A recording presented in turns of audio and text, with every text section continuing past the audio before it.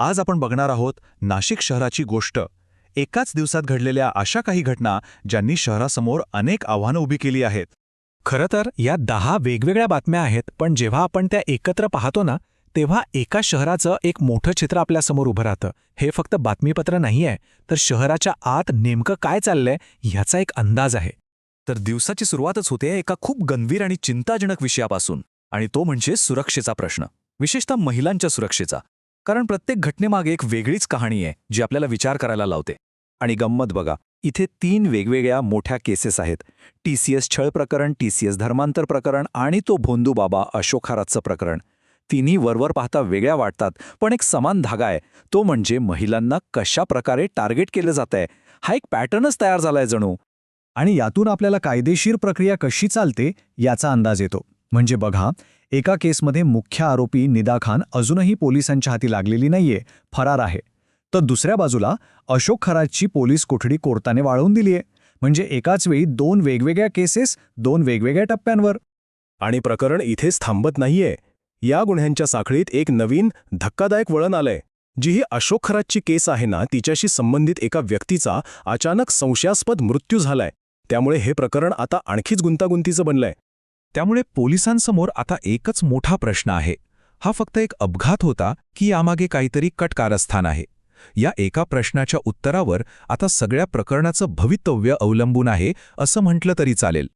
बरं, हे तर झालं गुन्हेगारीचं. पण शहरातले धोके फक्त एवढेच नाहीत. काही धोके असे आहेत जे आपल्या रोजच्या जगण्याचा भाग बनले आहेत. म्हणजे शहराच्या रस्त्यांवर फिरताना घडणाऱ्या दुर्दैवी घटना. उदाहरणार्थ, सातपूरमधली ही घटना, एक हिट अँड रन केस. एक पादचारी रस्त्याने चालला होता आणि एका अज्ञात ट्रकने त्याला जोरात धडक दिली. त्याचा जागीच मृत्यू झाला. पोलीस त्या ट्रक ड्रायव्हरला शोधत आहेत, पण एका क्षणात एका माणसाचा जीव गेला आणि एक कुटुंब उद्ध्वस्त झालं. आणि ही दुसरी घटना तर आणखीनच हृदय पिळवटून टाकणारी आहे. एक विद्यार्थी परीक्षेला निघालेला, त्याने लिफ्ट मागितली आणि दुर्दैवाने त्याच गाडीचा अपघात झाला आणि त्यात त्या विद्यार्थ्याचा जीव गेला. विचार करा, एका क्षणात सगळं काही संपलं.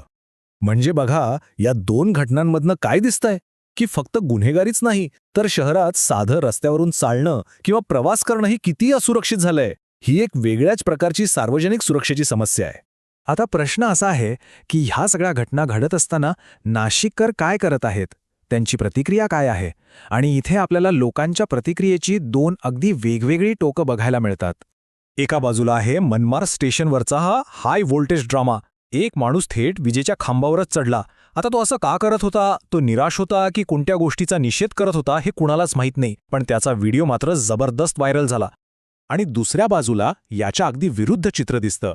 तपोवनमध्ये जी झाडं तोडली जाणार आहेत त्याच्या विरोधात पर्यावरणप्रेमींनी एकत्र येऊन एक शांततेत शिस्तबद्ध मोर्चा काढला.